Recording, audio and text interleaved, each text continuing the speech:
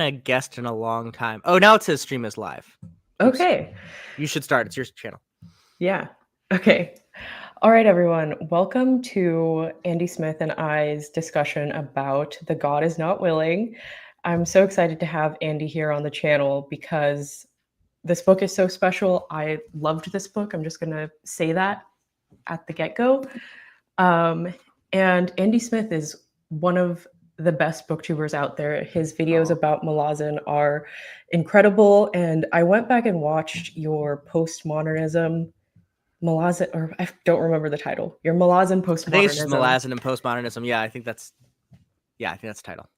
I went back and watched that after, all these years. And I feel like I learned so much from it this time around, like being older and having my brain. And on the other side, you read them all now. Yes. Right? Yeah. So I got so much out of that video, and I'm so excited to talk to you about Malazan and The God Is Not Willing. How are you doing? I am doing great. I am also so excited for this. It's kind of fun. I think, Rhythma, correct me, both of us kind of came onto BookTube at the same time, like 2020, 2021, in the midst of the pandemic. And we've kind of been like parallel, like we've done stuff together. It's always been very fun. And I think both of us, just life happened and we couldn't keep up and we had to kind of take a break. And then like without talking to each other, we both like separately in our lives were like, we should come back in about like April or May of this year. So I'm so glad to be here. I'm so glad you got me to reread God Is Not Willing, because I was not going to. I was just going to go straight to No Life Forsaken. And then we wanted to do a read through. We were talking on chat. And Rhythm was like, I gotta read The God Is Not Willing. Like, are you gonna reread it? I think I was like, yeah, I'm gonna reread it. Now, if I can talk here. So I'm so glad to be here. Yeah, I'm very excited. Speak of the devil, my fiance is in the chat, and this is his favorite book of all time. And we scared him. We did. Should I call him Used Chicken? Can I ask what your fiance's name is? His name is Nat, but he goes by Used Chicken on the internet. Awesome. Nat, great to have you. Thank you for coming. I really want to hear, because Rhythma told me, was this private or on a chat somewhere, that you met your fiance because of this book, or it's his favorite book, or some combination thereof. I really want to hear that story. Okay. We can talk about that for sure. You don't have to. You sounded like you didn't want to talk about this. No, we met because of Malazan and Steven Erikson, like specifically because Steven Erikson shared my video to his Facebook post like 5 years ago now during COVID, during the pandemic. And he shared my Gardens of the Moon video, and Nat found my channel through Steven Erikson sharing that. And then, eventually like joined my Discord, and like we started talking in my Discord, and we would like voice chat. And then like after a year of doing that, we started dating, and now we're engaged. So it's kind of crazy that Malazan and Steven Erikson and like making booktube videos like changed my life so much. Wow, that's awesome. First of all, side note, I've not met Nat, but I respect his fantasy riz that he saw a Gardens of the Moon video. I was like, that's what I'm going for. So props to you, Nat. Way to go. I really appreciate that. That's some real Malazan Marine spirit there. That's wonderful. That's such a fun story. Thanks for sharing it. Of course. But yeah, I know you have a volleyball thing going on. I do. It's not till 7:30 my time, so I have a solid like hour and a half. We can talk, and I can push that a little later if we need to, because Erikson never gets short shrift from me, as you can probably guess. Can I start out our discussion with a little bit of bragging? Yes, of course. This is a signed copy of The God Is Not Willing. And I don't know. I mean, Andy Smith is not a rare name. So, and Steven Erikson is signing thousands of these, I'm sure. But it does say, to Andy Smith, hope you like this one. Cheers, Steve, which I feel pretty good about, especially because, as people may or may not know, because I know not everyone reads the acknowledgements, YouTubers are explicitly called out in the acknowledgements. Did you read that? Which is us. Kind of, like not just us. That's the whole community. But it was it's specifically you and me. Yeah, exactly. It's not on the page, but the subtext is Riv and Andy. Mhm. So specifically, special appreciation goes to my fans for equating the Steven Erickson Facebook page and to all the YouTubers now discussing all things Malazan. You delivered the shot in the arm when it was needed most. So I just think that's cool. An author sort of like giving props to his fans doesn't always happen. So start with that. Yeah, great start to our video here. We love Steven Erickson. But I actually wanted to start off by asking you a question that pertains a little bit to your video about postmodernism and Malazan. I like my educational background in college. I took like no English classes, no history classes because I like tested out of it. Basically, I took AP Yeah. classes and I didn't And have and to your take. schooling is mostly in like life skills, right? Like aren't you an engineer or something cool like that? Yeah, I'm an engineer, so I Yeah. went to school for like STEM boring stuff, and I was like, That does useful thing in the world, so I really appreciate it. But yeah. yeah, but I was definitely one of those people that like did not care about my like general education classes as much as my Mm-hmm. core classes. So like all of these concepts like postmodernism and like philosophy and these things are so interesting to me, but it's hard to learn about them once you've left school and you're not in Yeah. that like sort of lecture environment anymore. And so that's why I love your video. But I've also been like watching other YouTube videos. And one of them I came across was about David Foster Wallace talking about postmodernism. And Mm-hmm. specifically, he talks about it in terms of like television and the like sort of irony that has seeped into television, or at the time when he was talking about it. And, you know, that still is very pervasive to this day, I feel like, with Marvel and like superheroes. Like they will do something heroic and then like make a quip, and it's Yeah. always like super self-referential and self-aware. And so that's kind of like where postmodernism is now. And I want to add the quote that I pulled from David Foster Wallace, where he talks about irony and postmodernism. What I'm trying to get to in a very long-winded way is Malazan is postmodern, but I would say, and I think you would agree with me, that it Mm-hmm. is not very ironic. It is Yeah. anti-irony and very It's sincere. very sincere. Yes, I think that's the right word. Yeah. And like, so I want to ask you, like, how do you reconcile these two, like, almost opposing things about Malazan, like the anti-irony and the postmodernism? How do you reconcile that if they Yeah. are opposing at all? That is a wonderful question. So I think I would start out by saying that there is postmodern is like a huge concept and sort of by definition defies definitions, which is so frustrating to most people. And I understand when you're talking about it is very frustrating in a discussion, but I think is also one of the most powerful things about the ideology itself. I would like to distinguish between postmodernism in like a criticism lens of like postmodernism's views of stories and narratives, which I think is what David Foster Wallace is talking about in that quote that you just put up. That just to use your example in Marvel movies, they are, whether it's explicit or not. I mean, uh, uh, Deadpool is like obviously Yeah. he knows he's in a story, but even sort of Captain America and the Hulk and like Thor in Thor Ragnarok, which is a movie I really like the way that they talk and speak and don't take danger seriously and all these things is in some ways a narrative construct that they seem not aware of, but like they play a part within this quite clearly. And so I think that's what David Foster Wallace is talking about, because postmodernism is very interested in sort of taking apart stories and what makes them stories and how those attaches to meaning and life.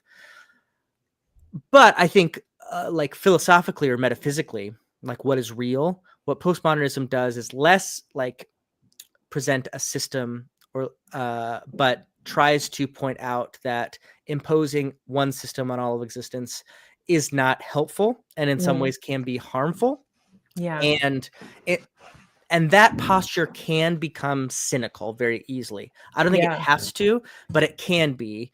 It can head towards nihilism. Yeah. Like I said, I think Erickson does a good job of not doing that because we. Sorry, this is a long-winded answer No, keep to going. your Yeah. question, but I would say the way that I would say good postmodern artists do this, like my cat Minnesota, who Oh, just jumped up. hello. Hi. Um, uh, so like I think like the Coens are a good example of this, Mm, or yeah, a couple other. I could kind of go through different things, but they are able to stay in sort of unknown or mhm, inconsistent. And that is where you have to stay in postmodernism, or you can drift into the cynical. That mm. was a long way of answering the question, but hopefully helpful. Yeah, no, that really helps me, like, yeah, just reconcile that quote and, like, yeah, and postmodernism and all these things are so interesting, but also so complex and Yeah. hard to follow sometimes as someone who doesn't have, like, a really strong foundation of learning about these things in school. I would say another like example in the Malazan world that I think is good at this, where Erickson does a good job about this. That's not in the God is Not Willing, is in Toll the Hounds. A Mhm, huge theme in Toll the Hounds is redemption, like how someone who has done something horrible can continue to live with themselves, having done something horrible, but also start to use their capacity as a person or a human being to do well, or not a human being, because sometimes there's other thing as a sentient being, I should say, in the Malazan world. And Erickson doesn't really give a clear answer, but he says clearly what you can't do. mhm, Because the cult of the Redeemer, which I think is a really interesting sideswipe at Christianity, certain strands of Christianity, is like you're just forgiven. You just give it all to Ithkovian and you'll be fine. And mm, that's damaging and dangerous. yeah, But then there's like the Tist and D side of it where you are just completely lost in the past and what has been done and you can't live for the present, which is what Anna Rake is really fighting mhm, within himself and within his people, and that's not the right answer. And then we kind of find this really nice middle ground with someone like a monk rat who has mm, done horrible things. I don't know how well you remember monk rat. I guess isn't God is Not Willing, so this is a good example. mhm, Who has done horrible things but finds a way to try to not make amends, to heal the past, but to be better in the present. And that's not really a clear answer, but it is somewhat of a way forward. And so you have to live in that it's not perfect uh, uh, gray space of existence. yeah, like, not having one structure for everything, like you said. Yeah. Um, yeah. Well, that was sort of like a little bit more general about Malazan, but I think I wanted to start off like talking about The God is Not Willing in a more no spoilery way for now. I don't like how big this banner is, but I guess I'll just leave it for now. um, hold on, I'm gonna check my little outline that I made for myself. We are Um, newly returned booktubers, everyone. So we're I not we're know. not polished here. There's no cool Jimmy Nuts set going on here. We're not Alan with his weekly reads. We're getting used to this. It's true. But yeah, I guess to give a sort of general overview of The God is Not Willing for anyone who hasn't read the book, we discussed a little bit briefly in a comment section of a video whether or not this book would be or like a good entry point into Malazan, and I think that's a good thing to discuss. But what is The God is Not Willing about? I want to talk about that first. Yes. The simplest way I think I would say it is at the edge of the Malazan Empire, there is wilderness. And in the wilderness, there are tribes and different peoples who normally were enemies who seem to start collecting into an army that might invade the Malazan Empire. And Hmm. uh, we, as the reader, know, because this is in the prologue, that is because there's a coming flood that they know is coming from the north, where like an iceberg is going to finally let go of the sea, and all these areas are going to be flooded. The Malazan Empire doesn't know that. They think this might be, an invasion, and so they send the 14th Legion to this area, Silver Lake, and that's the conflict. That's how does that resolve? I think that's the simplest way to describe it. Yeah, and I think the only thing I would add to that is that among this backdrop, there's also the character of Rant, who is Oh, one of the most heartbreaking characters in all of fiction, I feel like, and such a beautiful character. And he is the son of Karsa Orlong, a god, and he is half Teblor, half human, and he's completely like cast out of his human community that he grows up in at the beginning of this book. And the journey that he goes on in The God Is Not Willing is to find his Teblor side and connect with them, and hopefully they accept him for what he is. And it's his journey as well. And against this backdrop of like the impending flood, this impending magical flood. Yeah. Rant is such an amazing character. And I think few Malazan characters in how few pages he actually appears upon. Like he's in this book a lot, but this is a pretty short a book relative to the rest of Malazan. He has won over so many hearts. Have you ever, this is a sidebar, have you watched Fleabag? Do you know I have, Fleabag, yeah, the TV I show? have. So when the hot priest says piglet, whenever I talk about Rant, I just think Yeah. Rant. Yeah. He's just like so lovable. Yeah. Michael, yes, it is outside the canonical 10. It is 10 years after The Crippled God, which is the last book in the Book of the Fallen. And I learned a controversial opinion that I think if someone is having trouble with the 10, they can jump right to God Is Not Willing to help them get a distilled version of the Book of the Fallen. We can maybe talk about that in a little bit. But to answer that question, but Rant, yes. And I know you love Rant as well, right? Mhm. I think you mentioned that one of your favorite Malazan characters. Yeah, I love Rant, and I love Stillwater and Annex Fro. This book has some great characters that I think one of the main complaints that people have who bounce off of the Book of the Fallen is that they don't have like a character to latch onto. Yep. And you will absolutely not have that problem with this book. So I think, in my video about The God Is Not Willing, I said that you should not read this book if you haven't read the Book of the Fallen. And I'm willing to concede the point that maybe this is a good entry point for people.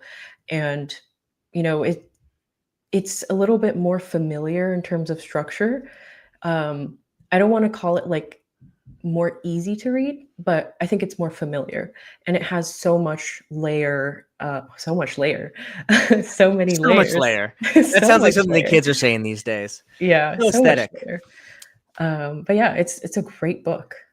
Yeah, it's on my review, I go over this, but it's interesting that the background of how this book became published, because Stephen Erickson has said, like, I kind of had this idea of Karsa Orlan stuff that I was going to get to, but he was writing the Carcanus trilogy, which is, I have it back there, Forge of Darkness, Fall of Light. I haven't read it yet, but from what most people have said, is a very philosophical work. Like, it goes to the extreme that sometimes the Malazan Book of the Fallen goes into, like very philosophical, very internal, very sort of metaphysical. And people were not buying it at a pace that people expected. And so I think Steve kind of took that and said, all right, I like that I did that. I'm going to go back. He said he's going to finish it. He's still working on the third book, but he's like, I want to try something different and see how people respond to that. And I think he kind of went the other way, where he purposefully made a more linear story with a smaller cast of characters, and it's more contained, to see how people would react. And that's really what The God Is Not Willing is. And that's why I say, like, I think it's a good, because by the way, before you concede the point that it's a good place to start, I will say I went on the Malazan Reddit today and posted this question and gave my reasonings. And for the first time ever, I am underwater in my likes on the Malazan Reddit page. Really? So apparently most people don't agree with me, but it might be close to my heart, because I've said this in videos. My wife hates the Malazan Book of the Fallen. She got to Dead House Gates, and like, she did not like Gardens of the Moon. And as soon as someone's head gets sawed off with a chain, which happens in the prologue of Dead House Gates, she was out. And so, like, I have been searching for a way to hopefully get away that maybe Anna would read a book and not hate it in the Malazan world. And I think The God Is Not Willing is that. Like, yes, you won't know the backstory of Karsa, but also Gardens of the Moon kind of throws you in. You don't know what Pale is and Warrens are, and it doesn't hold your hand. So, but it's more contained. You can really get the story. So I'm gonna stand by that, despite the criticisms. But I appreciate, this is a very different kind of book, like you said, than other Malazan books.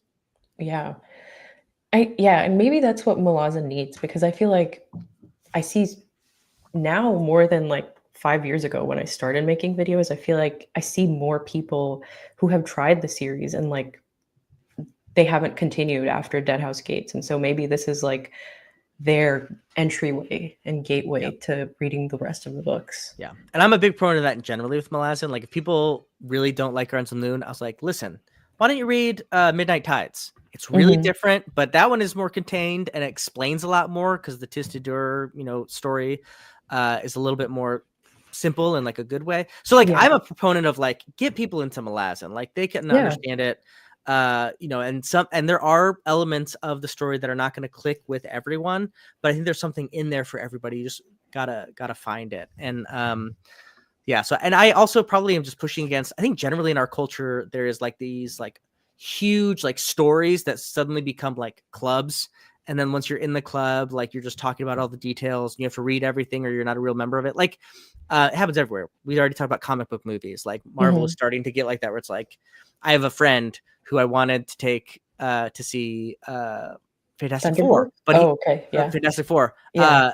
But Thunderbolts was also good. Fantastic Four was not so great. Anyway, we're not talking about Marvel movies, but like it's now like I haven't seen the last 6. Like, do I have to watch 12 hours of Marvel movies? Yeah. Same thing's kind of happening with Sanderson, where it's like, do I have to read the last 8 novellas that he wrote before I read No. Wind and Truth? You know what I mean? Like, there's starting to be kind of these bigger stories that's Yeah. cool in some ways, but also can exclude. And I don't want Malazan to turn into that. Yeah, no, I think it's good to have, like, at least the culture around it be a little bit more welcoming and opening. Open? Yeah. Can't talk. Um, yeah, I think that was all I really wanted to talk about in terms of no spoilers, and if you have anything else you wanna bring up before we go full spoilers, Let me speak now. ask you a tough question that I don't know the answer to if you asked me, Okay. because I think we both love this book. You very provocatively on your thumbnail said best Malazan book question mark. Oh, Or I yes, think I you said did. my favorite question mark. I want to know kind of in, you don't have to put an exact number, but kind of in your mind, where does this sit? So like with the whole body of like books that you love in the Malazan Mhm. world. So I actually have this question on my outline for the spoilery section because I think that it's a little bit more interesting to That's talk about the that's really the fair. like why I love this book with having spoilers, but I'm totally happy to talk about it in a spoilery way first. I think I think a part of it is a very personal thing for me because when I finished Malazan, it was in 2023, so it's been like 2 years now, and like I just feel like I did a lot of growing up in those 2 years. Like Mm, I graduated college. I, worked my first job and then I got a second job. And like, so now I've been sort of like a fully fledged adult for a while. And I think that coming back to Malazan with The God Is Not Willing, this book just hit different. And like, I yeah. feel like I could see so much more of the depth that Erickson brings to his books. And yeah, I think it just like, and maybe that's because I finished the main 10 books and now I have that perspective of what Malazan is, and what he's trying to do with the series. But yeah, I think it was a deeply personal thing for me. Like Mm, where I am at life, this book just hit different. And like this was the first book where I cried in a Malazan mm, book. Like the ending just made me sob. yeah. And I don't know, like I think 2 years ago I was like, fresh out of college, and now I've like worked with people, done things, and it doesn't seem like a long time, but I feel like for me personally, it was. Yeah. Yeah, I think that's completely right. And that actually reminded me of something I wanted to say, and this is non-spoilery, but I do think a lot of the themes in the Malazan Book of the Fallen are eternal themes. Like they will always fit in. They're about human nature or existence or um, you know, life in general. One of the reasons I think I'm such a proponent of like people can pick this book up whenever they want is this is such like a contemporary book that is deeply affected by the state of the world right now, as Mhm. it has been basically the last 5 years. It's a story about refugees. It's a story about natural disasters. It's a story about geopolitics over cosmic or world events that should trump those geopolitics. It's about it's about addiction, which and anger, which is such a huge part of our political life now. So I think it's such a more so than Book of the Fallen, which is great. Obviously, I love it, but this is a very like pressing contemporary novel, and the message is very of that moment. And that's sort of what I hear you saying of like, I read this having lived in the world in a new way, and it really hit me in this like incredibly I don't know, not prescient, but like in the moment where I was in a maybe the others didn't.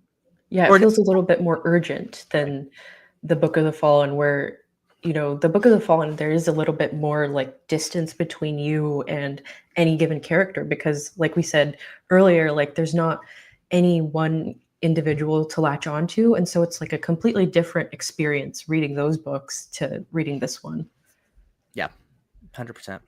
I know you said it would be hard to rank The God Is Not Willing for yourself, but I would love to hear your take on it. Oh, I have now read it twice, obviously, and the second time actually I think was a little more impactful, which I think says a lot about that. I think I would probably have it broadly upper third to upper half. It'd be somewhere there. Like for me, there's like the untouchable of Crippled God, Toll the Hounds, which to me are just like affected me deeply in every way. Just like some of the best works of art in my head. And then after that, there's a lot of sort of fluidity in books that I love. Memories of Ours, Midnight Tides, Memories of Ice. And this would probably be in that sort of second tier mix of just like, I love them. If I had to like do a tier ranking or whatever, it would be some combination of these, 4 or 5 books. Yeah.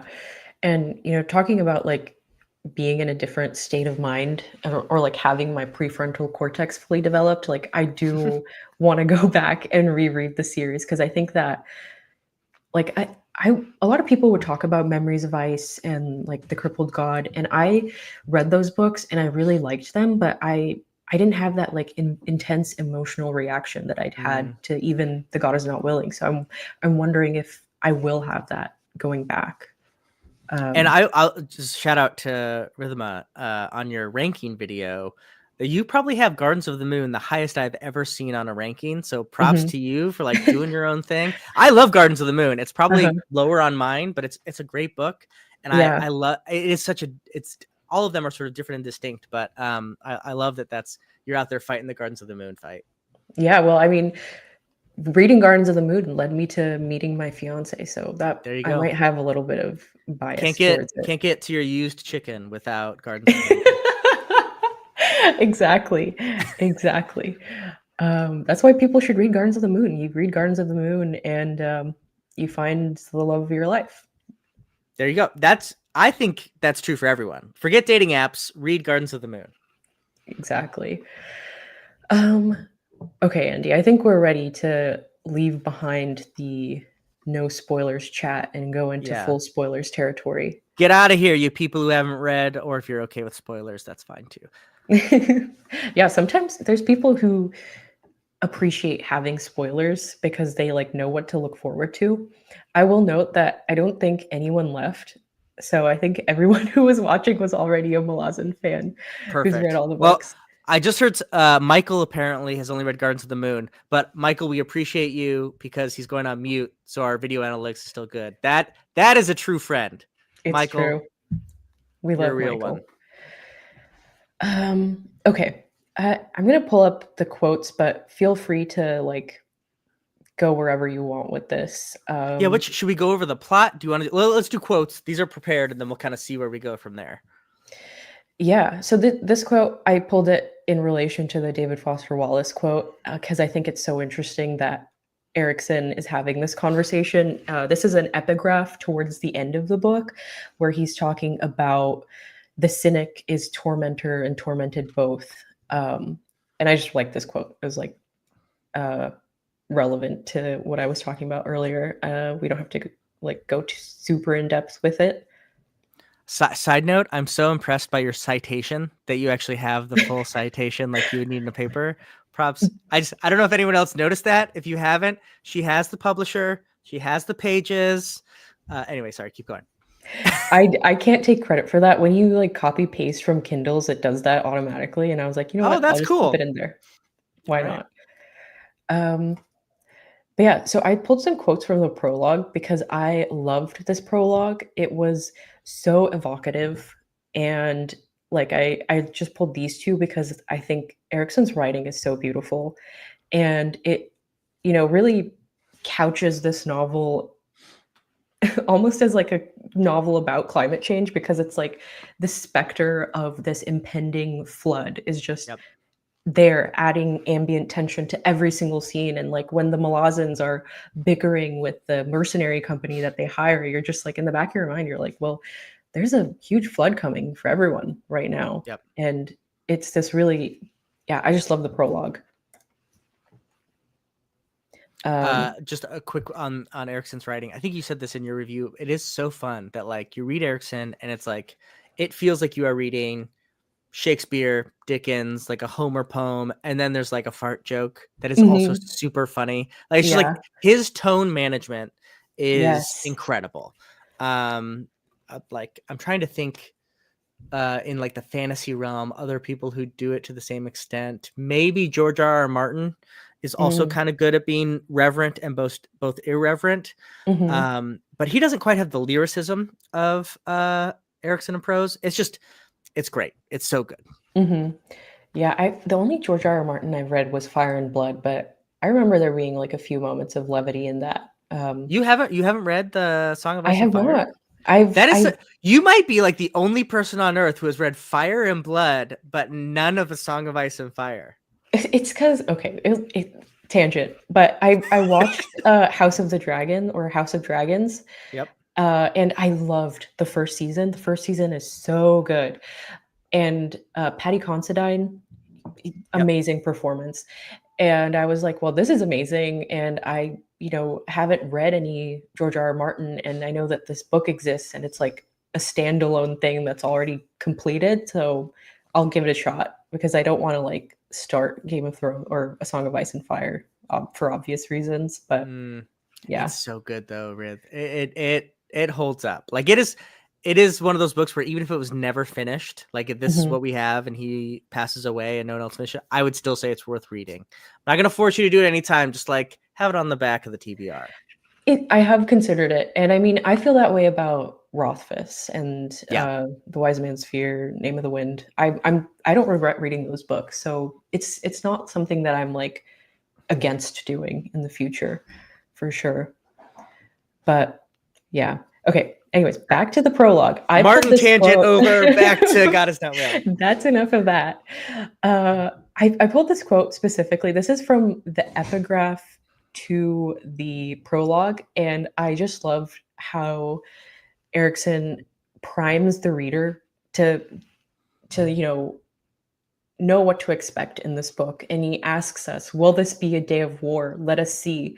But the preceding sentence, where he's like, the sun unfurls its golden light across the surface of the world, to me is such a beautiful way of like maybe hinting to the reader that this is such an optimistic book. And like, there is going to be light, especially because the darkest parts of this book are all at the beginning, Mm, when you are introduced to Rant and you find out what has happened to him. um, I had like a stomach drop moment where I was reading that and I had to go back yeah. and reread the part where Erickson describes what happens to him. And I'm being a little vague Because because it's kind of because it's from uncomfortable. his perspective, right? And so Yes. he doesn't understand what's happening, which Yeah. makes it that much more heartbreaking. Yeah. And it's like Um, just a sentence of him, or it's like a few sentences of him describing, this assault that happens to him at the hands of mhm. his mother. It's so difficult to read, but I kept reading because I knew it was Erickson, and I know he like goes to these very dark places, but I always think that it's because he goes to those dark places why, when later this book takes such an uplifting turn, that it works so well, and that hope feels so much more earned. And yeah, I don't know if you want to add anything regarding the prologue. No, I do think that question of like, will this be a day for blood is such a great setup for a book, especially because that the question of that, or excuse me, the answer to that question in fantasy broadly is almost always yes, right? Like, because that's where our stories take place in, is normally war. And there is war in this, and I think one of the saddest scenes is like when they are when the Marines have to kill the people who are trying to kill them, even though they don't want to, Hmm. um, in the minefield, and then with sorcery. But for the most part, this book is not. The answer to that question is no. This is a time where we need to care for each other, where we need to take in refugees, where we need to feed the Jacks so they can find a new homeland. And that is like the touching reality of how it mostly unfolds. So I do think it's a great device that as fantasy readers we are primed to like be ready for. Yes, of course there's going to be blood. I'm reading a fantasy book, Hmm. but for the most part the answer is going to be no. It shouldn't be a day for blood, and we're going to try to not make it a day of blood. Yeah.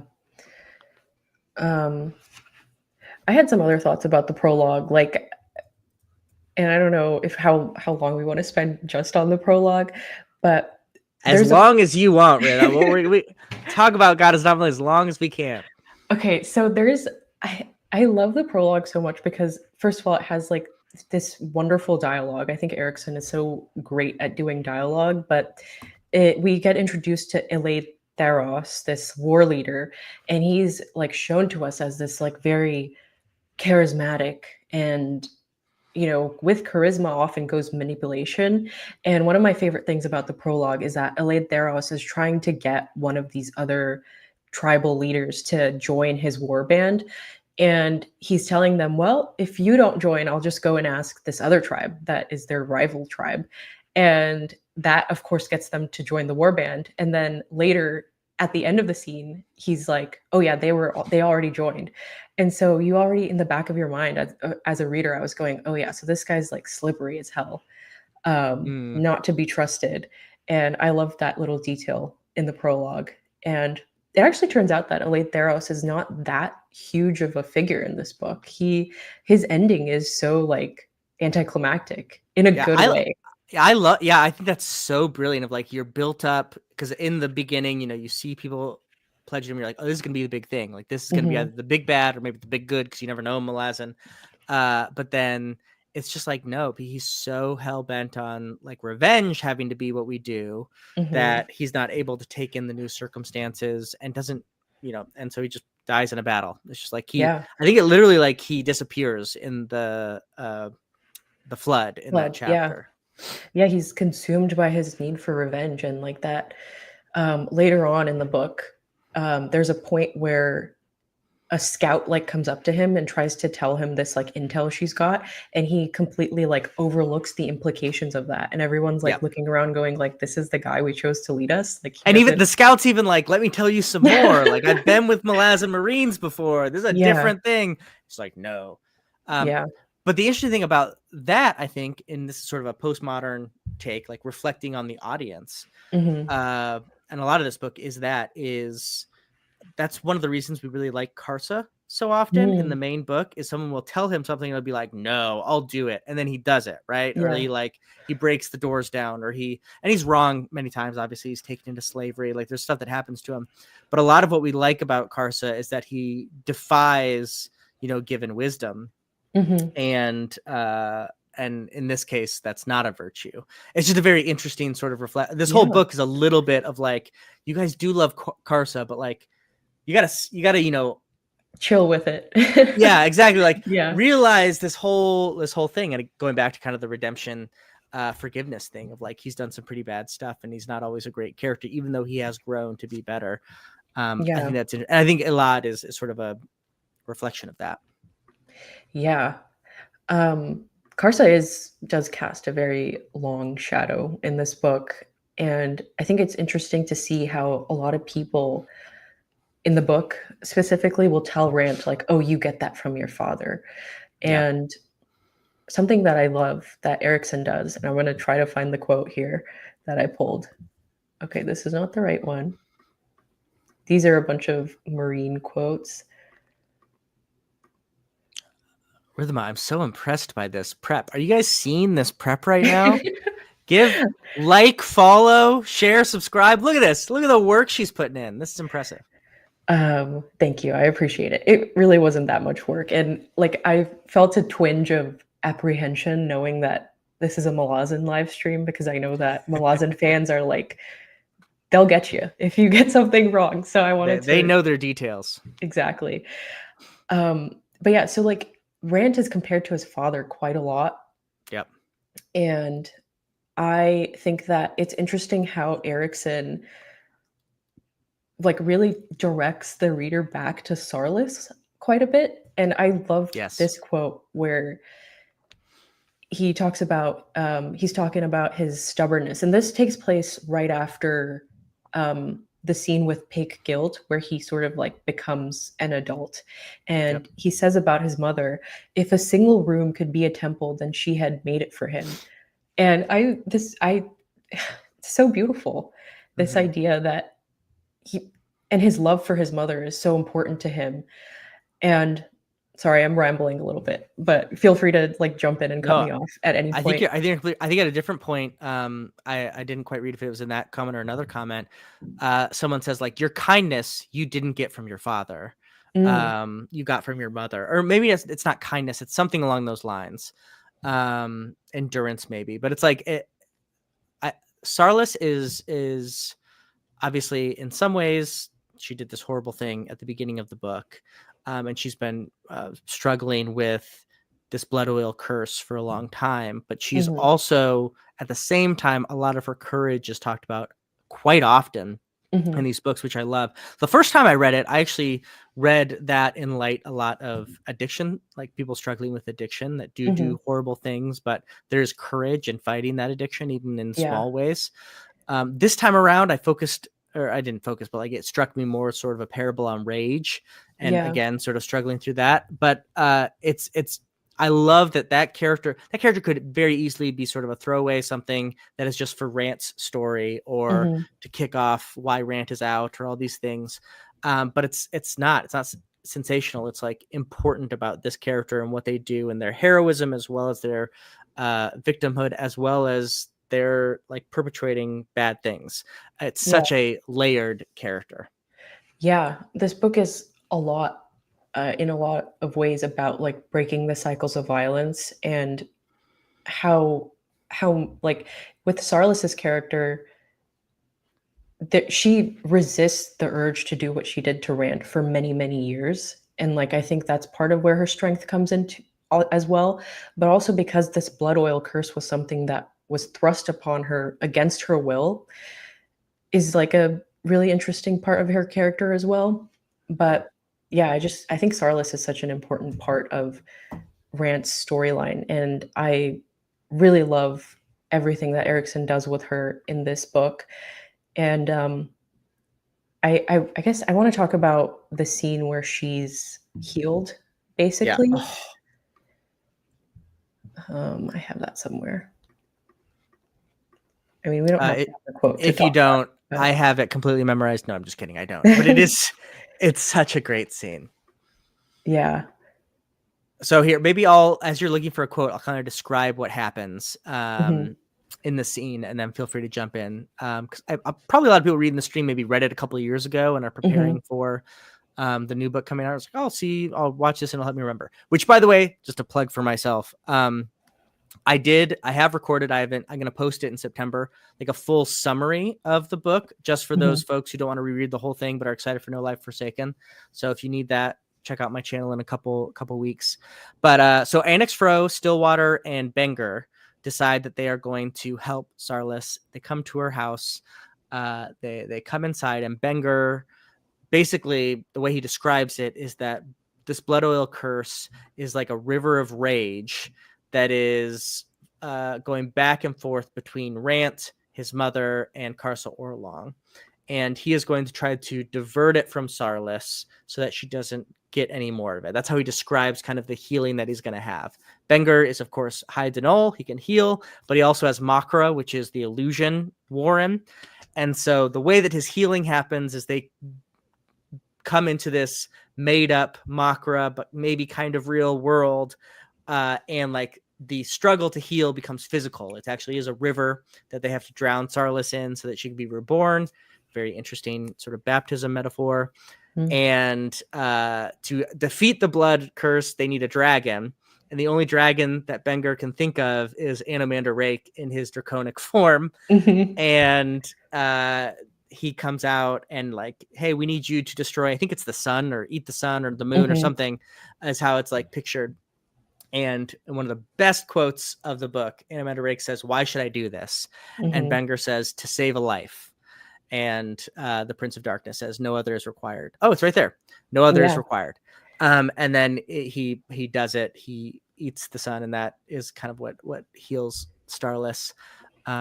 It's really amazingly powerful and also hilariously funny because Annex Fro and Stillwater are having to fight the people who are coming to kill Anomander Mhm. Rake because all of his enemies eternally are trying to kill him for like all of the people he's killed and sent into Dragnapur. Anyway, there's so much in like it's such a like only Malazan could have this kind of scene, Yeah. but it is wonderful. One of Yeah. my favorite chapters in all Malazan. Sorry, that was a long description, but oh, it's No, so good. yeah. Great description. And I think that scene is so interesting because like on one level there's just a lot of like lore dropped about the way that Warrens work, and it's so like meldable almost. Like there are no rules to the way that Warrens work. Like Benger just completely creates this illusion to help Mhm. Sarlis overcome her trauma. And I I saw a quote a while ago where Steven Erikson talks about how he thinks that Malazan is not escapist.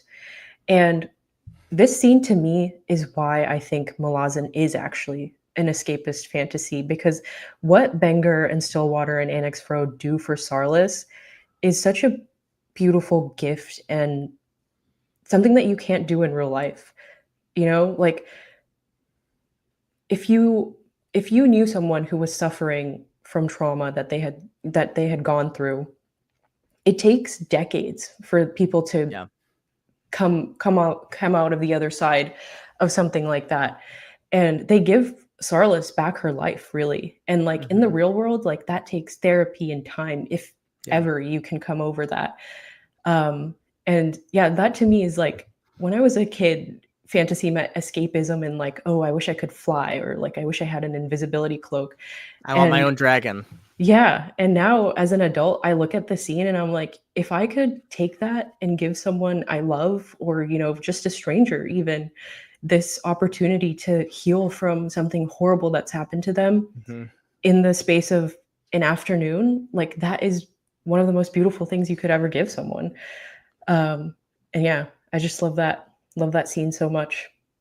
Yeah, it's so well done. And I do think there's elements in there for sure of like what actual like heroes in our world like therapists do for folks. Obviously not in the same time period like you said, but like Mhm, having to actually confront the trauma that you have, building systems of trust. There's a lot of I think sociology and mhm. psychology that Erickson is working on there. But yeah, absolutely, it would be great if we had high to null, and Makra combinations to Yeah. heal trauma victims.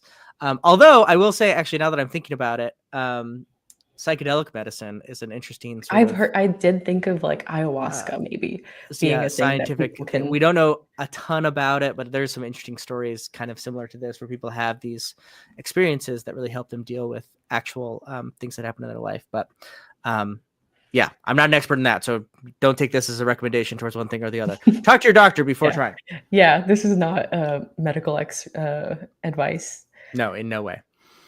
Um, we started talking a little bit about the Marines, so do you wanna go into discussing them a little bit more? Let's first talk before we get into the heavy Marine stuff. Let's talk Mhm, about how good a group of Marines this is. Like when I talk about like distilled nature of Malazan in this book, I talk about like this is some of the best Malazan comedy.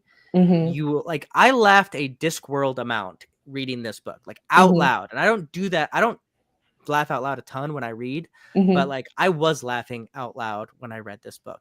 everything from Annex Fro's ferret, which I think is so funny. Uh-huh. There's like a bunch of weird flirty relationships that are hilarious. The Mhm. heavies who are trying to use big words, Yeah.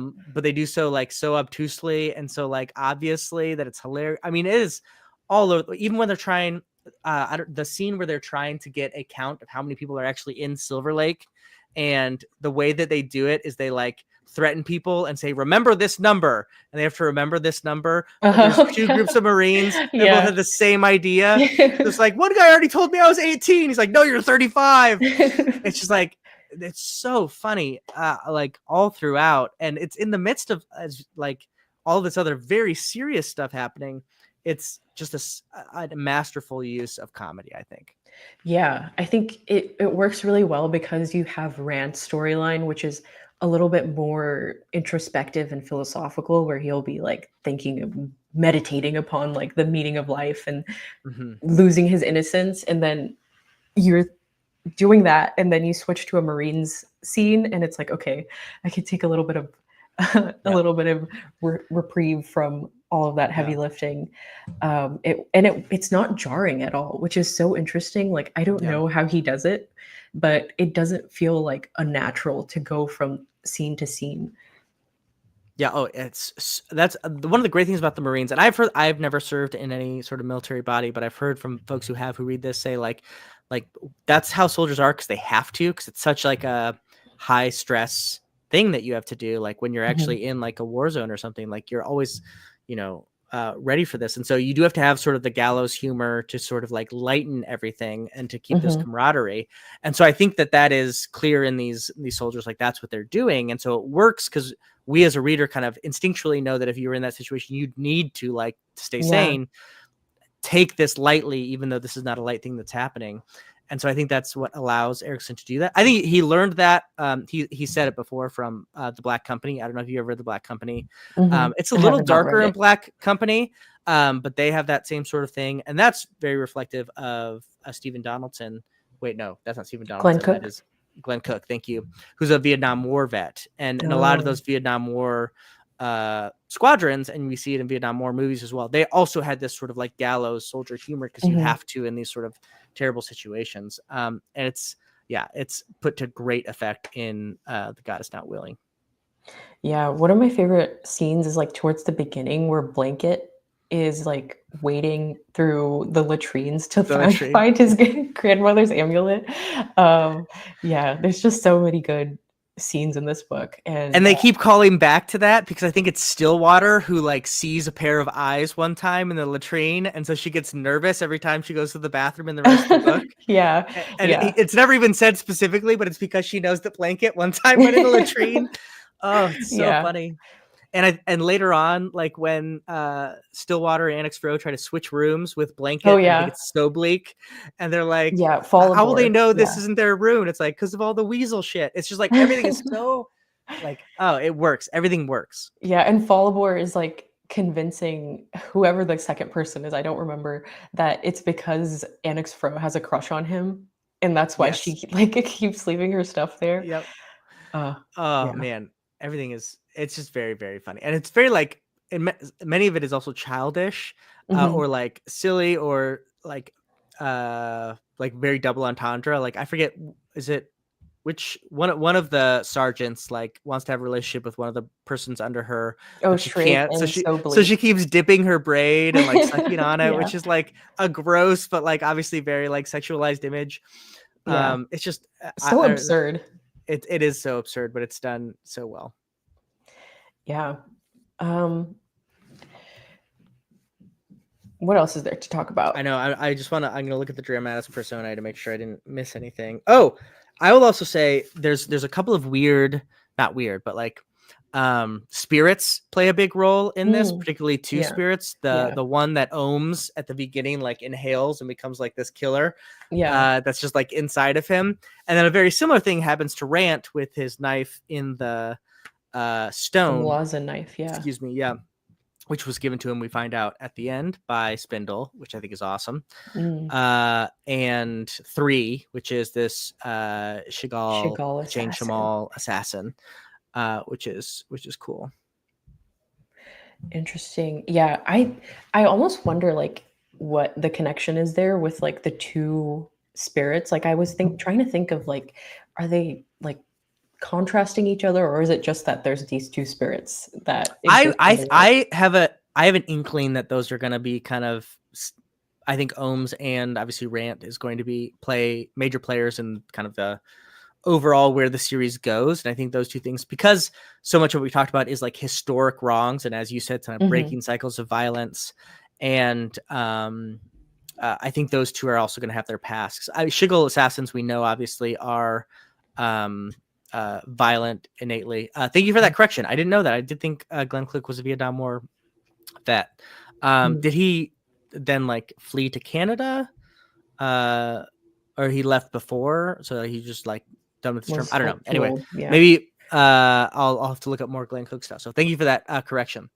But so this is okay. This is deep Malazan lore. Sorry for this, but Hmm. so Shiggle assassins always come in threes. So it's kind of like the Star Oh, Wars thing where they always yeah. come in twos, but they come in threes. And they guard the matron. The idea is if there's three of them, because if any one of the three want to kill the matron, the other two can like defeat Yeah. the one. Yeah. And so it's interesting that this Shiggle assassin's name is Three. Yeah. And so it makes you wonder if maybe she killed her matron Oh. or potentially failed to protect her matron or something like that. And so I Hmm. imagine there's some tragic backstory potentially there of cycles Or of if she's violence. like three of them combined, like Quick Ben or something like that. Ooh, that's a nice idea. I like that. Yeah, like all three of the Shiggle assassins in one. Yeah. I think it's interesting that like there were several lines in the book where Rand sensed some sort of like disapproval from the knife. I picked that up like once Yeah, or twice that happens, and I'm interested to see where that goes because Rand is starting to choose like the non-violent path in hmm, some certain cases, and I'm wondering like is he gonna have to like fight his own knife at some point where like the three is gonna try to take over and like be violent in a yeah, situation where Rand does not want to. So there's definitely that. And that like sort of ties into Rand's own background where I think he has this rage in him that yep, he often like how does he get rid of that rage or like funnel that into action and like he so far has chosen to embrace that rage and direct it into like a really productive, I don't know what the right word to say is, but like into a way that helps people instead of hurts people more often than not. yeah. um though when push comes to shove he does like defend his friends and defend himself, but like he's it's interesting to see that pull but in Rant like between violence and non-violence, I guess. Yeah. And that's a big part of like what he does with War Bitch at the end, where he like pours his anger into her, and that's what gives Hmm. her the strength to do this. And I think that is uh like a good metaphor of like there are things that should cause us to be angry Yeah. about evils in the world, but it is incredibly important where we direct and how we direct that Yes. anger, because Yeah. it can be equally destructive or destructive in another means, or it can bring healing and hope and help. But it's an emotion that can do a lot of bad, Hmm. even while it can do some good. And I think that's so far, Rant has been able to kind of stave off that rage. And I think Blood Oil is like the ultimate like bad Yeah. reflection of that, where it's just like consume yourself with rage and just Hmm. destroy. Yeah, Uh, completely and mindless. and that's sort of part of the and the last name he takes, right, is Rant Blood Curse. So it is the wondering like, is he gonna eventually get to a place where this does overtake him? Uh, time will tell. Yeah. And so two things about like the scene you just mentioned. One, I think Warbitch is such a great character and the name Warbitch goes hard. It goes so I incredibly hard. Erickson is so good at like, you know what? I'll just call her War Bitch. Yeah. Sure. Yeah. I love Warbitch and um yeah, she's incredible. And I think it's interesting that scene because it shows us the way that gods work in Malazan. Like we've seen this in the Book of the Fallen, but like the way that gods work in this world is so different to the way that gods work in other worlds because Warbitch is almost like weakened by her by the lack of the faith her supporters have in her, like the Jek are starting to lose faith in Warbitch, and so she's like Yeah. weakened. And so gods in Malazan have this dependence on their followers, Mhm. and I find that really interesting. They And yeah, then, they sorry, go ahead. oh no, yeah, you feel free to I would just say, clarify. 'cause that's one of my favorite things about the Malazan world, that they in most, like, in Greek myths, the Hmm. gods are gods because they're the most powerful, Yeah. and they just innately are powerful. Hmm. And there's some weird things that happen with sacrifice, in certain tales, Yeah. but for the most part, it's like they are innately powerful because they're gods. But in the Malazan world, the gods and even ascendants get their power from their worshippers, Yeah. and that is a very sorry. Go ahead. No, no, no. I just had a thought, but I want you to finish first. Okay, it's a very that is a very postmodern idea, Yeah. which the idea that God is dead is the idea that people no longer believe in God, and it's not a Hmm. necessary part of Oh, our yeah. of our existence. Yeah. And behind that is also like the power of God, even just as an idea, is how it works itself out and how its followers exist in the world. Hmm.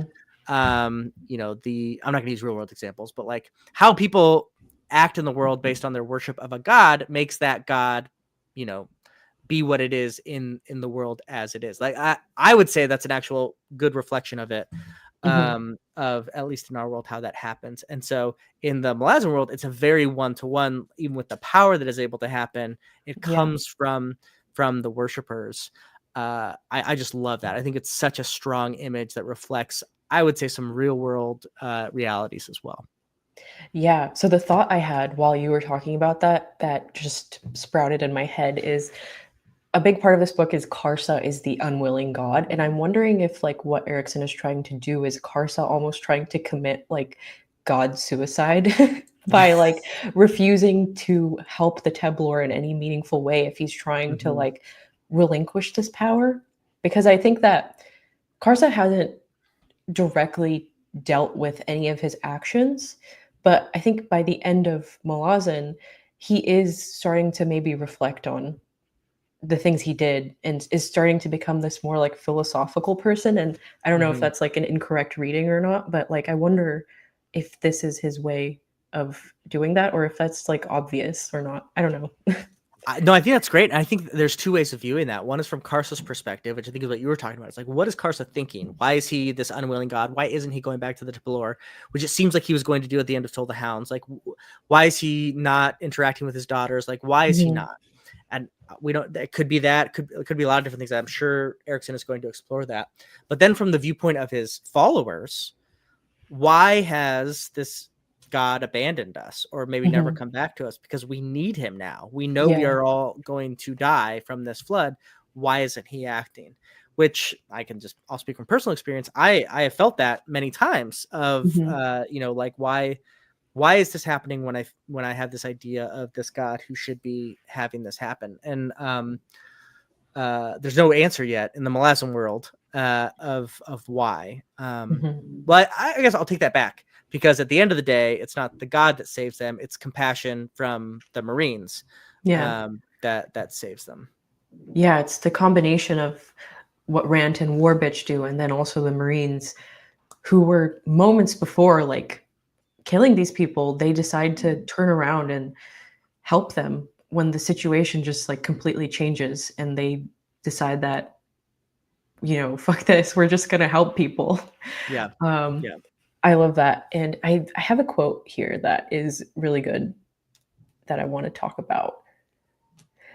This is Stillwater after the scene with Annex Fro, or maybe it's during the scene, I don't remember, but it's Stillwater talking to Annex Fro about why they are doing what they're doing with Sarlis and Mhm. in general. And she's talking about how being a soldier is means being in service to people and not being in service to like the rich or the emperor or anything. Yeah, yeah. And I love this scene because it just perfectly encapsulates like what what a good soldier is, but also like in this world, like what a good god is. Like it's being in Mm, service to the people. And I think that's part of the reason why the bridge burners ascend as a whole, because Yeah. they were the epitome of this, where they serve the people instead of, you Yeah. know, ulterior motives or whatever. Yeah. And that's going back to our previous point. Like, that's why people follow them. And that's Mhm. where they like gain their power for ascendancy. Yeah, I think that's really well said. I think it's a very interesting thing coming from Stillwater, who we find out like is sorry about the tail that's just kind of wagging No, up and down here. she's Uh, we were on vacation for a lot of weeks, so she's being very clingy, which is Oh. totally fine with me. Um, what was I saying? Oh, but Stillwater, we know, is herself a member of the upper class or the Mhm. aristocracy, Yeah. right? And so she obviously had enough of that um, world. And it's interesting. She says, I think someone asks her, maybe it's Cotillion at the end of the book, says like, why aren't you going back? Why won't you go back? And she's like, because they're too cutthroat for me, which is Mm. hilarious because the rest of the thing, like Stillwater has been this incredibly violent Uh-huh. person, but like, the aristocracy, the rich, like they're much too ruthless Mhm. for me, and what they do in the world is a Yeah. really interesting thing. And that's why it's so beautiful. Yeah, that scene where they're not ordered to help Sarlis. It's just like No. they give a shit. Or I think what she says, they do give a fuck, right? Like Yeah. that's the whole thing. Yeah. I love that scene, and, the Marines in general are amazing. Um, Let's see. I'm trying to think of stuff that we haven't covered. What do you think? I have a take on this, but I'm curious. There's kind of a weird scene. Actually, we haven't talked at all about Damask, which is also mm, an incredibly interesting character. But specifically, I want to ask you about when Damask goes into the Beast Hold, because there's a couple sequences in this yes. book where like shit just all of a sudden starts Yeah. happening, and you're like, okay, I guess this is happening. What is your read? Like, what did you feel about that chapter? So I don't know if I'm supposed to know who the guy is that he unchains, and I feel like a bad I Malazan don't. fan. Okay, okay. I don't think we're supposed to, or I'm just not that into the lore to know. I'm sure there's someone out there who knows and was like Erickson loves himself a chained god. Yeah. Loves himself a chained I god. was like, "Is this a crippled god? I thought he left. Like, I Yeah, thought we shouldn't dealt he be with." gone? Yeah. It's very interesting. I don't know who it was. The Return of the Kitchen Shemale. Um, very just Malazan-y sequence. I don't have any thoughts on it other than that. That's all I have to say about it. I mean, the only thing I have to say about that, I think why Erickson included it, because sometimes he just likes to do cool shit. I think that's one. But also Mhm. two, like there is obviously, I think, a climate change parable within this book quite Mm. clearly, Yeah. and this is a chance of sort of getting at the capitalist or materialist critiquing capitalism in that aspect. Because the change them all, I don't Oh. know if people. This is my take. I don't know if Erickson ever said that. Like they kind of reflect the bad like side of humanity of just using up things Yeah, they've and then eaten all the animals and yeah, everything. and Yeah. it's also interesting they're kind of industrialism because they're Yeah. shown in a lot of these books to be like really like innovative. Like they have these Yeah. cool floating ships. That's what uh Moonspawn is. That's like change them all thing. So like they're incredibly smart and brilliant, and they create these great things, but Mhm. they just like destroy in the name of doing it. And so in this Yeah. world, like there's no living things, there's no birds, because change them all just used everything up. Mhm. Uh, and so I think reading that, it's like a very clear, like those are the, bad. Change them all are almost always bad, Yeah. but almost always when we're reading them, I think Erickson wants us to think also like, oh, this is a pretty big part of humanity, and particularly like modern humanity that we are a part of. This is just an exaggerated form of an attribute we do have as a Yeah. species. I'll be honest, I've never gotten that from the Kachin Shamal. But it makes so much sense. Yeah. Yeah, and part of that is also like they're great war machines, right? They've Mhm. like changed their flesh so that they are like the best at war. Mhm. And I think you live in the United States. I live in the United States. I'm Yeah. a citizen of like the most war country in the history of humanity, Yeah. the most war centric. So it's like all these things. I think Erickson is very good about like having forcing you to reflect on something by Mhm. using an exaggerated fantasy metaphor, Yeah. but is really powerful. And that Damask is the one who's doing that, who's Hmm. someone who's self-reflective, who's realized, oh, that's Yeah. kind of what I did. I led people and humanity and civilization to destroy certain things and Yeah. helped in that process. I think is really, really interesting. Yeah. Um, I had a thought and it just left my brain about this. But what I was going to say is that I was watching an interview that Steven Erikson did, and he talks about how he thinks that the Leathery Empire is actually meant to be like the British and Mhm. not American society, which is what I originally thought, was that the Mhm. Leathery are supposed to be Americans. But I do wonder now, like, are the Kachane all just Americans? And Yeah. Well, that's and I think the answer is like nothing is perfect, right? yeah. Erickson is very, nothing's perfect. But yeah, I think that's part of it. I think that if we had to, maybe I'll make a video of like historic empires as Malazan races, because I think he Hmm. does. I think he is taking some inspiration, like Yeah. the Syrian Empire and the Jagged. And anyway, Yeah. there's some interesting stuff.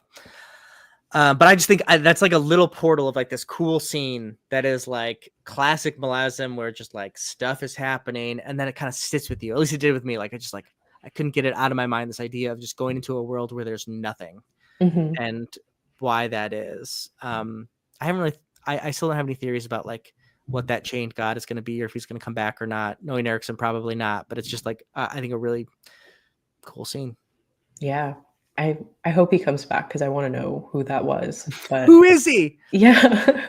I was reading that and I was like, am I supposed to know who this is? But I guess not. I'm glad you don't know either. Um, Yeah. okay, so talking about Damask, Mhm. I think he plays a really interesting role in Rant's maturation. I think, this is Rant's coming of age in a lot of ways, this book. Yeah. And I think it was important for Rant to meet Damask and understand that people can have these different sides to them, and like he understands like why we shouldn't just give in to the rage and like destroy everything because of Damask, because he sees Damask and he sees his friend, his first Mhm. friend, the person who saved his Yep. life. Like in any other situation, like Damask would be like almost like his father figure, and he is his father figure, and Yeah. yet he's this horrible person who is a slaver and has done reprehensible things. And I think for I think Rant starts to realize that, and that's part of his coming of age, is realizing. I think that is part of what goads him to choose the path that he's on right Yeah. now, if that makes Yeah, sense. and we see that I think in a lot of different ways, but like the way that he defends Damask becomes more and more sort of like understanding of his past. Because initially he's like, if anyone touches this dude, I'm gonna kill him. And Yeah. then he's steadily like, okay, some ways it is just, but like give him a clean death. And then even at the end, he's like, this is not super clean. But then like he accepts the description of like, well, he's a slaver, and this is how we punish people who do this horrible wrong. Mhm. And it is kind of gross and gruesome. It's basically crucifixion on a on stone. But Yeah. I do think that's this interesting play. And Damask, to be quite honest, didn't make an impression on me on like House of Chains. I actually had forgotten the first time I read God is Not Willing. I didn't even know this was a callback character. I Mhm. know that'll be like anathema to some people, but I don't have like that kind of mind when I'm reading Malazan. I'm like, oh, where are the tie-ins? But it was Yeah. interesting going back how much of a part of House of Chains he is, and how really he's not the bad. I'm forgetting the name of like the slaver. Actually, did I write it down? Hold on. Don't ask me, I don't remember these Silgar. things. Silgar is like Oh, yeah. the like ultimate bad slaver, which is interesting because the mayor is Silgar the younger here. So I think that the implication is the son of that slaver is Oh, the mayor, which actually yeah. helps me because the mayor gets like beaten up a ton. Yes. Yeah. Like He's in a coma at the end. and Gruff puts him in a coma, and I'm kind of like, ooh, that's a little ooh, but apparently like he made his fortune on slaving and is a pretty Yeah. bad person. But yeah, the Damask I think character is so powerful in that way, of someone who knows like the bad things he's done, and but wants to pour into Rant some of the good, and takes this Mhm. moment to maybe not earn redemption, but to do something good with what he's learned. I think that's really Well done. And again, going back to what I said at the beginning here, like living in a gray area of like, is Damask a good character? No. Is he a No. horrible character? No. You know, it's Mhm. really tough. Yeah. Yeah, Damask, and there's so many characters like that. It's hard to think of a single character in Malazan who doesn't have at least one stone on the side of evil or bad, you Yep. know? Yep. Like, there's no pure characters in Yeah. Malazan, except, Or maybe Rant starts out that way, and then, throughout this novel, he does, like, start to go down this path where he's eventually gonna have to choose, I feel yeah. like. I will say the one I think you're right with Rant, but the one part where I was like, "Oh, Rant, stop!" is when the Jack are actually attacking him. They're attacking him, so I understand Uh-huh. it. But as a lover of animals, it was very difficult when he was Mm, killing the wolves, and it was very mhm. descriptive. And it was, yeah, I'm not mad about it, but it was like, Yeah. "Oh no!" And like they like cry, and I was like, "Oh man, this is tough. Please stop Even with killing all the wolves." all the hounds, there's a lot of, There's a lot of pretty hound gruesome injuring. Yeah, canine and injurious scenes in this yeah, book, which yeah. is Damask gets eaten alive by a bear. That happens in this yes. book. That was, revenge for Yeah. Rant's crimes against canines. Um, yeah, I think it's interesting because even, like, Rant becoming friends with what's his name? Gower, after, Gower, yep. like, killing one of his veering forms.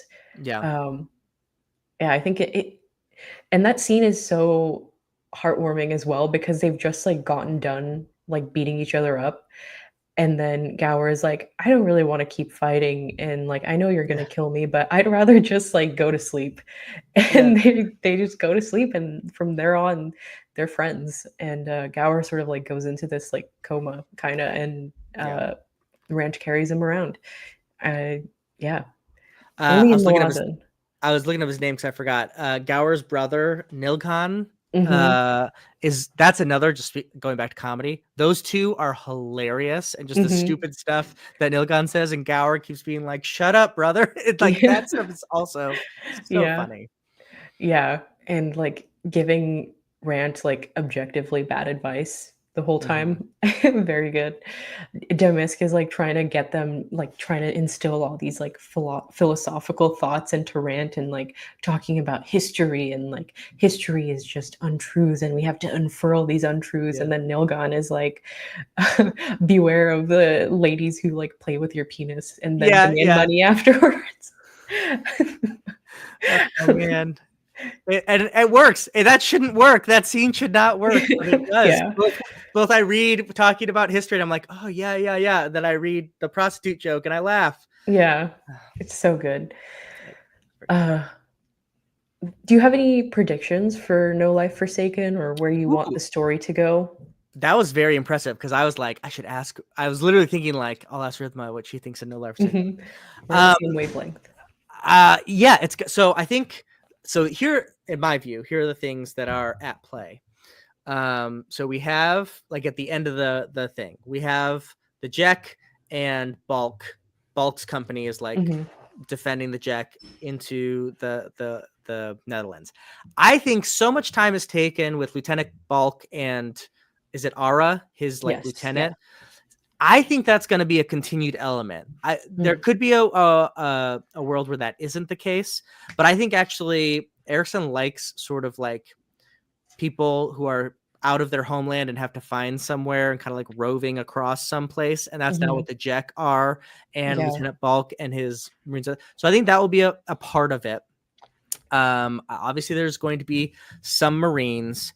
I don't really know what like the ensuing incident is going to be. I'm very curious Mm, because there's not really any like the flood happened. It has finished. You know, it's going to recede, and life is going to return in some way in this area, just in like a new, you know, however the sea settles. So like, mhm, there's no ongoing push, but Erickson is so good about creating those sort of things at intersections. So I would imagine we are not going to go to Darushistan in No Life Forsaken. That seems mhm, too obvious, and Erickson doesn't like the obvious. mhm, So I don't think it's just going to be Rant going to Darushistan. And in fact, I do think this is one thing I haven't talked about. I think it's interesting that Rant in many ways is a almost perfect mirror reflection of Karsa's story so far. Karsa comes out of the mountains and out of the tribes into Silver Lake, that basically banishes him from his homeland, and that creates his journey of discovery. Rant starts in Silver Lake, goes up into the mountains Mm, to kind of find himself, and then is cast out into the wider world, and I think is going to continue to kind of wander and find himself. I think there's that reflection, so I don't think it's too clean for him to just go to Karsa and talk, and that's kind of where they yeah. discover it. So I guess I'm just saying I don't think I will happen. I don't know exactly what will happen. There's a lot of talk about like the crumbling of the Malazan Empire, and a lot of the Mm. epigraphs are like the late Malazan Empire. So I don't know if there's going to be some Oh, sort yeah. of thing that Yeah. flips where the empire starts collapsing. I don't know. I'm talking out loud. Rid, what is going to happen in the next one? Oh my God, I have no idea. Okay, so I have so many thoughts about what you just said because first of all, the mercenary company we didn't talk a lot about, but I think that they did provide a really interesting foil to the Marines who are these like, Yeah. the Marines are there for the right reasons, like we talked about earlier. The mercenaries are there for ostensibly all the wrong reasons, and there's Mhm. those three really like evil goons in the Marines, or Yeah. sorry, the mercenaries, Yeah, and their I names forget their like names. Stick, Rock, and Dum Dum. It's Snowball. not Dum Dum, but they're like stupid names. Yeah, yeah. Because again, Erickson's really on the nose with his naming of folks, which I love. Uh-huh. And so I liked the role that the mercenaries played in like sort of like the squabbling between the Marines and the mercenaries. And that was really fun. And we got to see a lot of fun war and stuff with that. And then to answer the question of what I think is going to happen in No Life Forsaken or what I want to happen in No Life Forsaken, I know that we're like hurtling towards this confrontation between Rant and Karsa. And I think that will happen at some point in the series, maybe not in the second book, like you said. I don't think it will because that feels like so climactic.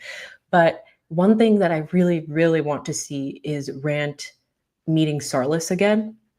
Mhm. And I Yeah. just know that that scene is going to feel so much more, at least for myself, so much more emotionally impactful because I think Rant at this point doesn't know what has happened to Sarlis. Like he doesn't know whether or not she's even alive after the flood. And they've both sort of gone through these journeys where they've healed from the trauma that's happened to them a little bit. Like Rand had his whole scene with Pake Guilt, which by the way, that scene when it started, I did feel that same sort of like stomach churning feeling of like, I Mhm. don't know if Erickson's gonna handle this the way that with the care and delicate touch that it needs to, and then of Yep. course he does because it's Erickson. But yeah, that scene was really beautiful, and so now both Sarlis and Rant have had their healings in some way, and it's not Mhm. over yet for Rant, but like I Yeah. really want him to see his mom again and see how far she's come and see that she's not suffering anymore. Yeah, and also like to still, I think that will also illustrate like I don't think that relationship is ever able to be completely healed because of what was done, and so I think there also will be a sense of like it won't be completely whole because again, Yeah, going back to like the things that happened. Like this yeah, can't be like a mother and son normal relationship. that's fair. Yeah, I guess the way that I look at Sarlis, I feel like maybe this is wrong of me, but I just like fully place the blame for all of the things she did on the blood oil.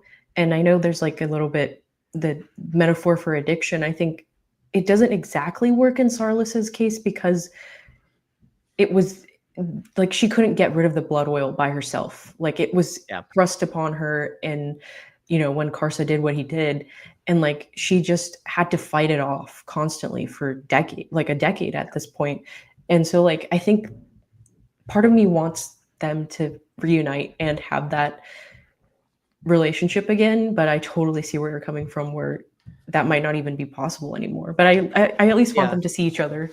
I think they will. I think there'll be a good scene, but I do think it's a reflection of something we saw in this book, what you're saying of like it's the tension of like Sarlis can be a good person going forward, and like her actions have meaning, and she can make something of her life. As you said, she got her Mhm. life back, but what she has done in the past is still real, and those do have consequences. So like Yeah. I do think Damask, going back to that, is like the difference between who Damask is for Rant versus who Mhm. Damask is for the tribes, right? Yeah. For Yeah. what Damask has done to the tribes, they can never look at him as like a father figure or even just like someone who deserves to live because of the Mhm. evil that he has done. Even though to Rant, that same person is like a father figure that was the first person to show him kindness, his first friend, and really sets him on this good path. There's just like this Yeah. tension of who people can be.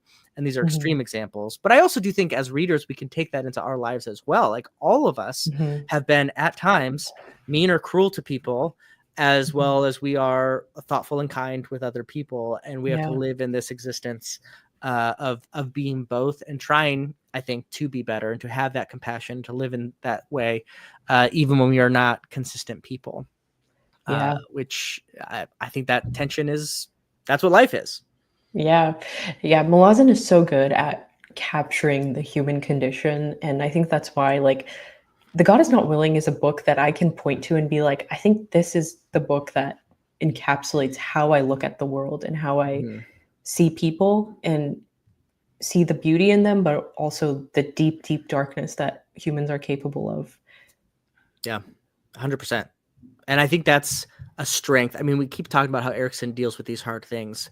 He has written, I think this was in an essay he calls the Problem of Karsa Orlong, where he sort of talks about how difficult, or maybe it's with, I can't remember what one of his essays. It's either that one or the one where he talks about the hobbling in the ninth book, Mm, which is a very yeah. difficult scene as well about sexual violence.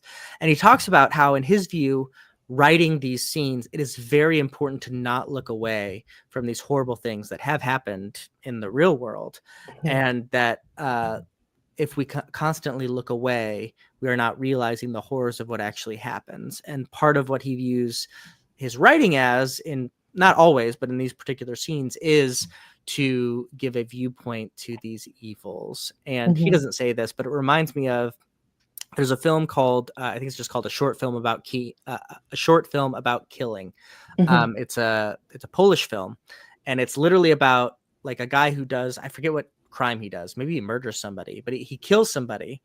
But that's not the main point of it. The main point of it is after he gets caught, he's in prison, and then there's an excruciating um, series of scenes going through his execution. They were still mm, killing people by hanging at mm, that point, and it just shows everything. Like it shows like his day going up to it. It shows that he gets hanged. It shows that he releases his bowels when he's dead. Like it's this really gross, kind of dehumanizing viewpoint of it, and it's a hard movie to watch.